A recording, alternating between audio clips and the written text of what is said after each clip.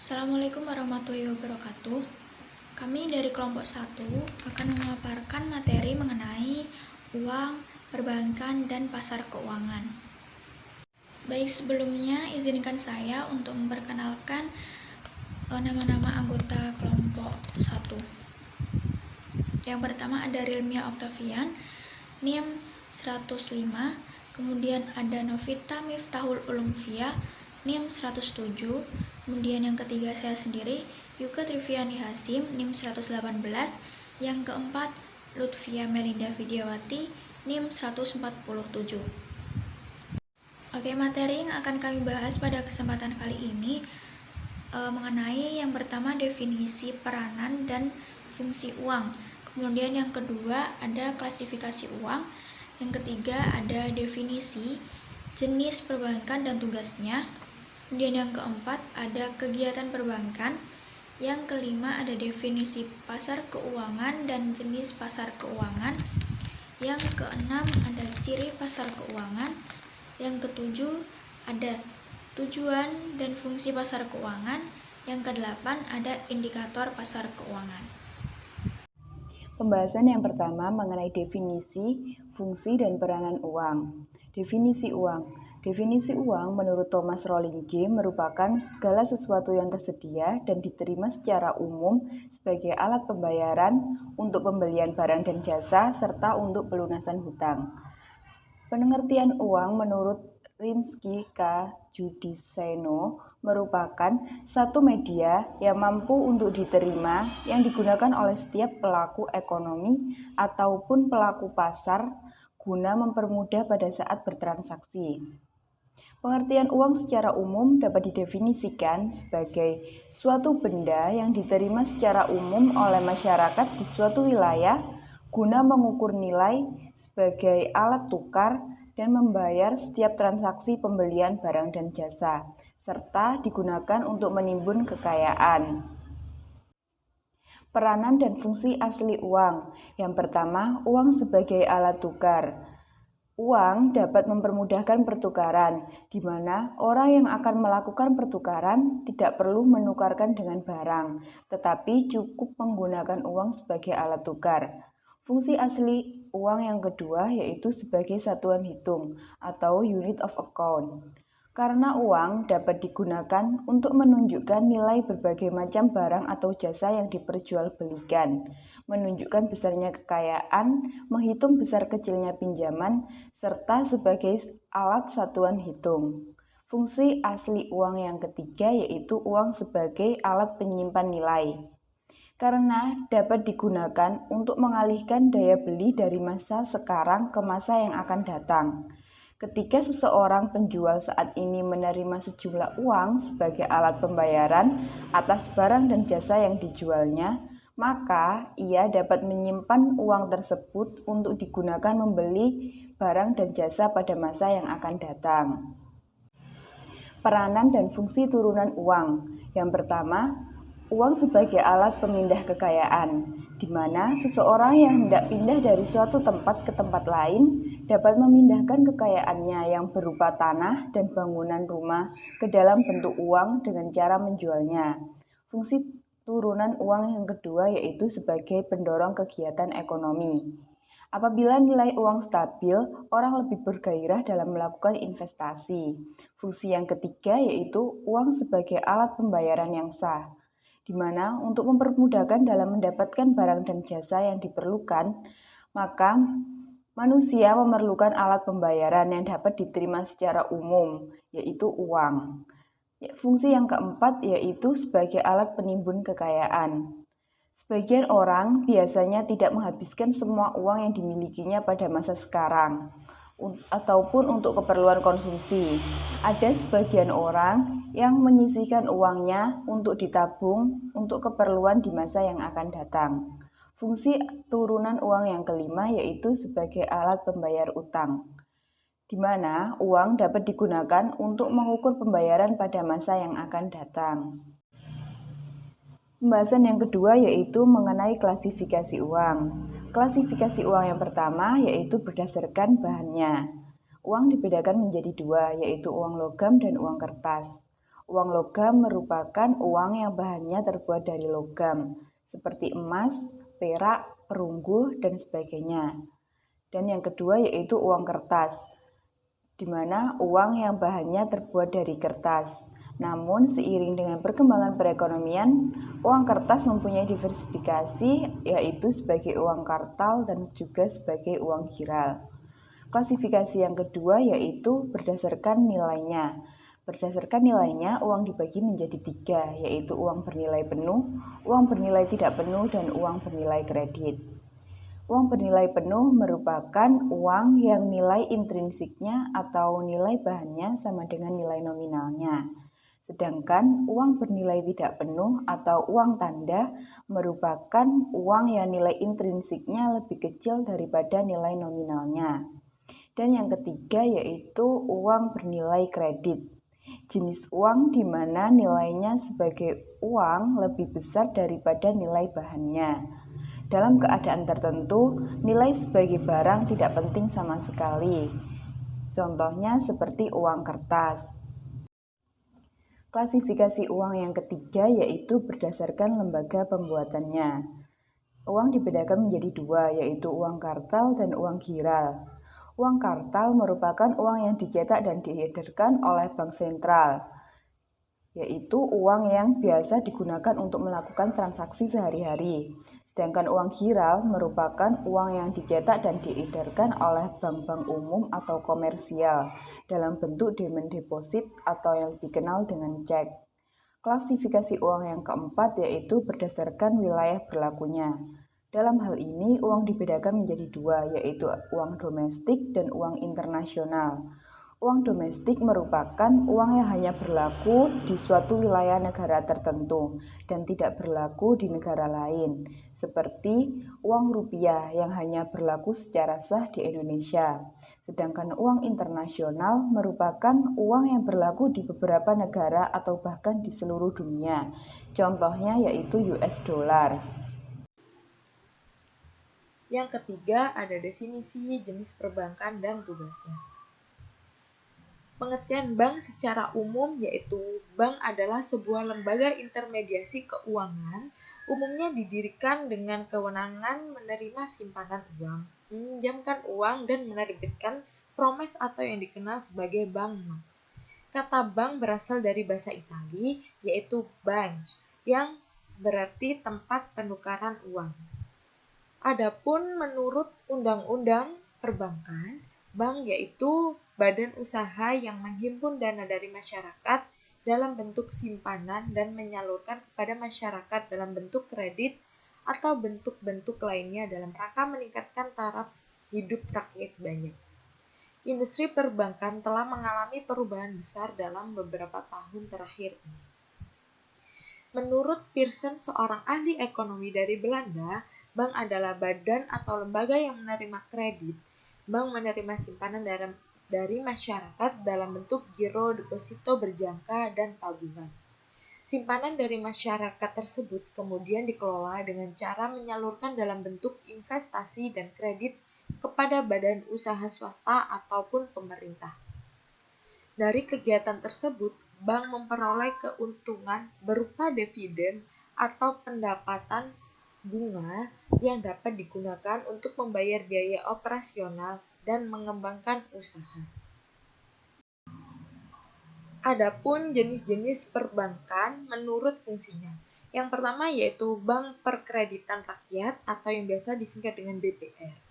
BPR adalah jenis bank yang melaksanakan kegiatan usaha secara konvensional atau berdasarkan prinsip-prinsip syariah, yang dalam kegiatannya tidak memberikan jasa dalam lalu lintas pembayaran. Kegiatan BPR ini jauh lebih sempit jika dibandingkan dengan kegiatan bank umum. Karena BPR ini dilarang menerima simpanan giro, kegiatan falas, dan perasuransian seperti yang dilakukan pada jenis bank secara umum. Tugas dari Bank Perkreditan Rakyat ini yang pertama, menghimpun dana masyarakat dalam bentuk simpanan, berupa deposito berjangka, tabungan, dan atau bentuk lainnya yang dipersamakan dengan itu. Yang kedua, memberikan kredit. Yang ketiga, menyediakan pembiayaan dan penempatan dana berdasarkan prinsip syariah. sesuai dengan ketentuan yang ditetapkan oleh Bank Indonesia. Yang keempat ada menempatkan dananya dalam bentuk sertifikat Bank Indonesia atau SBI, deposito berjangka, sertifikat deposito, dan atau tabungan pada bank lainnya. Yang kedua ada bank sentral. Bank sentral ini bank di suatu negara yang pada umumnya adalah sebuah instansi yang bertanggung jawab atas kebijakan moneter di wilayah negara tersebut. Fungsi dan peran bank sentral berusaha untuk menjaga stabilitas nilai mata uang, stabilitas sektor perbankan, dan sistem finansial secara keseluruhan. Di Indonesia sendiri, fungsi bank sentral ini diselenggarakan oleh Bank Indonesia sebagai bank sentral. BI mempunyai satu tujuan tunggal, yaitu mencapai dan memelihara kestabilan nilai rupiah. Kestabilan nilai rupiah ini mengandung dua aspek. Yang pertama, kestabilan nilai mata uang terhadap barang dan jasa. Selanjutnya ada jenis-jenis bank berdasarkan kegiatan operasionalnya. Yang pertama, bank konvensional. Bank konvensional adalah jenis bank yang melaksanakan kegiatan usaha secara konvensional, yang dalam kegiatannya memberikan jasa dalam lalu lintas pembayaran secara umum, berdasarkan prosedur dan ketentuan yang telah ditetapkan. Bank konvensional pada umumnya beroperasi dengan mengeluarkan produk-produk untuk menyerap dana masyarakat, menyalurkan dana yang telah dihimpun dengan cara mengeluarkan kredit, pelayanan jasa keuangan, dan jasa-jasa lainnya. Yang kedua ada bank syariah. Bank syariah ini merupakan jenis perbankan yang segala sesuatu yang menyangkut tentang bank syariah dan unit usaha syariah, mencakup kelembagaan, kegiatan usaha, serta cara dan proses dalam melaksanakan kegiatan usahanya. Berkaitan dengan bank syariah ada dua konsep dalam hukum agama Islam, yaitu larangan penggunaan sistem bunga, karena bunga atau yang biasa disebut dengan riba adalah haram hukumnya. Sebagai pengganti, bunga digunakan dengan sistem bagi hasil. Prinsip-prinsip yang berlaku pada bank syariah yaitu yang pertama ada pembiayaan berdasarkan prinsip bagi hasil yang biasa disebut dengan mudharabah. Yang kedua, pembiayaan berdasarkan prinsip penyertaan modal atau yang biasa disebut dengan musyarakah. Yang ketiga, ada prinsip jual beli barang dengan memperoleh keuntungan yang disebut dengan murabahah. Yang keempat, ada pembiayaan barang modal berdasarkan sewa murni tanpa pilihan yang biasa disebut dengan ijarah. Yang terakhir ada pilihan pemindahan kepemilikan atas barang yang disewa dari pihak bank oleh pihak lainnya yang biasa disebut dengan ijarah wa iktimah. Adapun jenis-jenis bank berdasarkan kepemilikannya. Yang pertama ada bank campuran. Bank campuran adalah jenis bank yang kepemilikan sahamnya bercampur antara pihak asing dan pihak swasta nasional. Saham bank ini sebagian besar dimiliki oleh warga negara Indonesia, namun sebagian juga dimiliki oleh pihak asing. Contohnya yaitu ada Bank Campuran, Bank ANZ Indonesia, Bank Commonwealth, Bank Agris, Bank BNP Paribas Indonesia, Bank Kapital Indonesia, Bank Sumitomo Mitsui Indonesia, dan Bank Windo Kencana Internasional. Yang kedua ada bank asing. Bank asing ini merupakan cabang dari bank yang ada di luar negeri. Bank milik swasta asing atau pemerintah negara asing. Kepemilikannya dimiliki oleh pihak luar negeri secara utuh. Contohnya ada bank asing, Bank of America, Bangkok Bank, Bank of China, Citibank, HSBC, The Bank of Tokyo, Mitsubishi UFJ. Yang ketiga ada bank pemerintah. Bank pemerintah ini adalah bank yang sebagian atau seluruh sahamnya dimiliki oleh pemerintah Indonesia. Contoh dari bank pemerintah ini yaitu Bank Mandiri, Bank Negara Indonesia atau Bank BNI, Bank Rakyat Indonesia atau BRI, Bank Tabungan Negara atau BTN.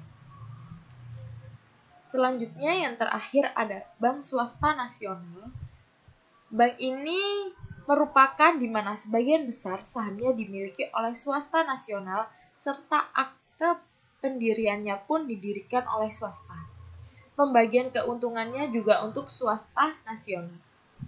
Bank swasta ini dibedakan menjadi dua, yaitu Bank Swasta Nasional Devisa dan Bank Swasta Nasional Non-Devisa.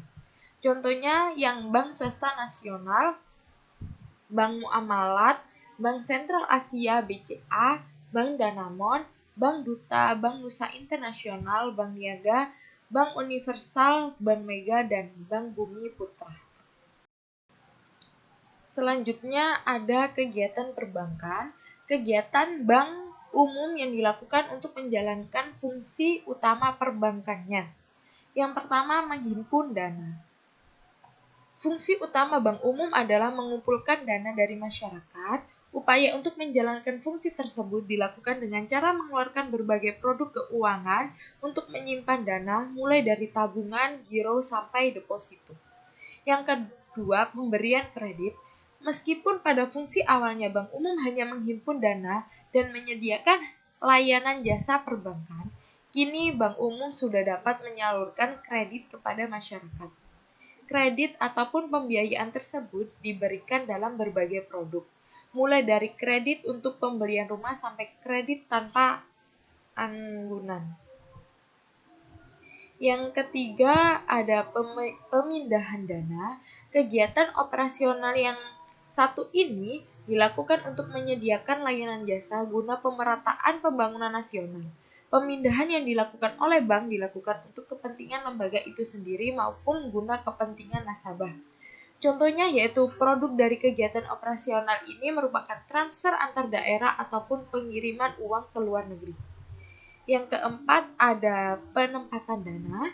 Bank umum juga melakukan penempatan dana nasabah kepada nasabah lain dalam bentuk surat berharga, tidak seperti saham ataupun reksadana. Surat berharga yang dikeluarkan bank tidak tercatat di bursa efek. Yang kelima ada penyimpanan barang dan surat berharga. Kegiatan bank umum untuk menjalankan fungsi layanan jasa dihadirkan pula dengan penyediaan tempat penyimpanan untuk barang dan surat berharga yang lebih aman dibandingkan dengan disimpan di rumah ataupun pihak yang sulit dimintai pertanggungjawabannya. Contohnya ada bank menyediakan safety box yang ditujukan bagi masyarakat yang hendak mengamankan harta bendanya di bank. Untuk penyimpanan barang dan surat berharga ini hanya dilakukan oleh bank umum. Untuk bank BPR tidak melakukan penyimpanan barang dan surat berharga. Di sini saya akan menjelaskan tentang definisi pasar keuangan. Pasar keuangan adalah mekanisme pasar yang memungkinkan bagi seorang atau korporasi untuk dengan mudah dapat melakukan transaksi seperti penjualan dan pembelian dalam bentuk sekuritas keuangan seperti saham dan obligasi. Dalam sekuritas komoditas, dimungkinkan dapat melakukan pembelian dan penjualan awal atas produk-produk sumber alam seperti produk pertanian dan pertambangan dan juga lain sebagainya. Pasar keuangan juga dapat diartikan sebagai suatu sistem pasar yang memfasilitasi terjadinya perdagangan antar produk dan turunan keuangan seperti misalnya bursa efek dan memfasilitasi perdagangan saham dan obligasi. Yang selanjutnya yaitu ada jenis pasar keuangan. Yang pertama ada pasar uang atau money market. Pasar uang adalah pasar yang mana barang dagangnya adalah berupa uang. Yang kedua yaitu ada pasar modal atau capital market. Capital market ini merupakan jenis pasar yang memperjualbelikan modal dalam jangka panjang. Dan yang ketiga ada pasar valuta asing atau foreign exchange market. Pasar valuta asing adalah pasar yang melakukan kegiatan transaksi valuta asing atau mata uang asing, baik berupa transaksi spot transaction, forward transaction maupun swap transaction atau melalui broker. Dan yang keempat yaitu ada pasar hipotek. Pasar hipotek adalah pasar yang melayani pinjaman untuk hal real estate atau perumahan, komersial, industri, serta pertanian. Dan yang kelima yaitu ada pasar kredit konsumen. Pasar ini merupakan pasar yang melayani pembiayaan pinjaman untuk biaya konsumen atas suatu produk baik berupa barang maupun jasa seperti pembelian mobil, motor, pendidikan, atau bahkan liburan. Dan yang keenam yaitu ada pasar komoditas.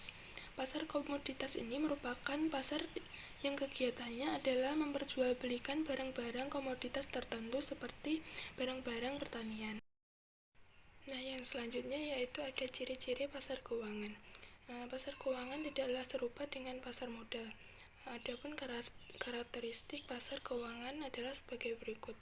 Yang pertama yaitu ada pemenuhan dana jangka pendek, dan yang kedua ada mekanisme pasar yang ditekankan untuk mempertemukan pihak yang mempunyai kelebihan dana dan yang membutuhkan dana. Dan yang ketiga yaitu tidak terikat pada tempat tertentu seperti pasar modal. Dan yang keempat yaitu pelaku pasar uang. Nah, dalam pelaku pasar uang terdiri atas yang pertama bank, yayasan, dana pensiun, perusahaan asuransi, selanjutnya yaitu perusahaan-perusahaan besar, lembaga pemerintah, lembaga keuangan lain, dan individu masyarakat. Oke, untuk selanjutnya saya akan menjelaskan mengenai tujuan pasar keuangan. Yang pertama, dari pihak yang membutuhkan dana. Ini yang pertama untuk memenuhi kebutuhan jangka pendek. Yang kedua untuk memenuhi kebutuhan likuidasi. Yang ketiga untuk memenuhi modal kerja.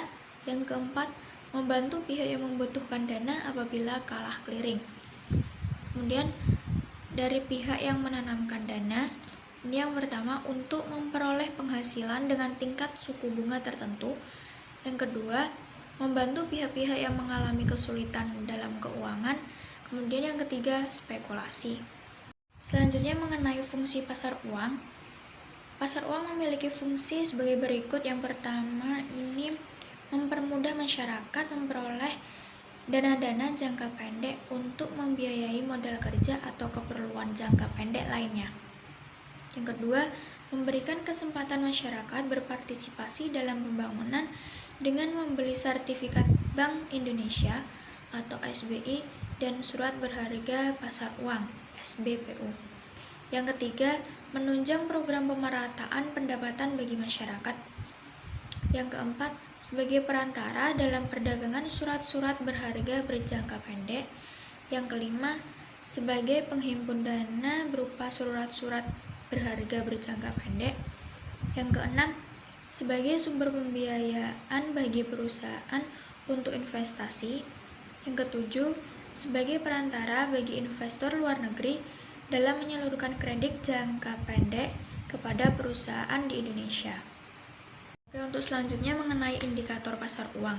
Indikator pasar uang ini sangat penting, sangat diperlukan untuk mengukur atau paling tidak mengamati perkembangan pasar uang. Indikator ini meliputi yang pertama, suku bunga pasar uang antar bank dalam rupiah. Ini tingkat bunga yang dikenakan oleh bank terhadap bank lain dalam hal meminjam dana dalam bentuk rupiah. Kemudian yang kedua, volume transaksi pasar uang antar bank dalam bentuk rupiah.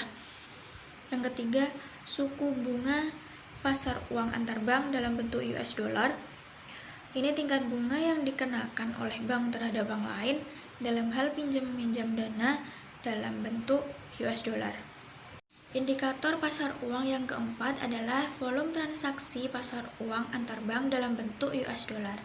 Yang kelima, Jakarta Interbank Offered, suku bunga yang ditawarkan untuk transaksi pinjam-meminjam antar bank. Yang keenam, suku bunga deposito rupiah persen tahun. Tingkat bunga yang diberikan pada deposan yang mendepositokan uangnya dalam bentuk rupiah. Yang ketujuh, suku bunga deposito US dollar persen tahun. Tingkat bunga yang diberikan para deposan yang mendepositokan uangnya dalam bentuk US dollar. Yang kedelapan, nilai tukar rupiah atau kurs. Kemudian yang ke-9 ada suku bunga kredit. Yang ke-10 ada inflasi. Kemudian yang ke-11 ada indeks harga konsumen atau IHK. Yang ke-12 ada sertifikat Bank Indonesia atau SBI.